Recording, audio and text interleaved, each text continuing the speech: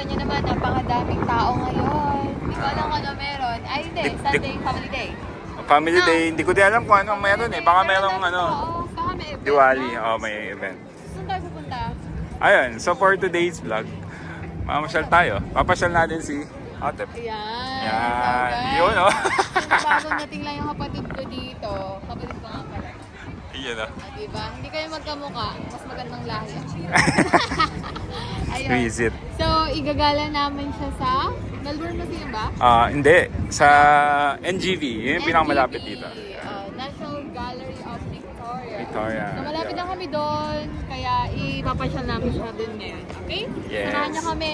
Tapos, abangan niyo kasi sobrang daming magandang mga bagay doon. Yung history ng Victoria, yung mga paintings and all.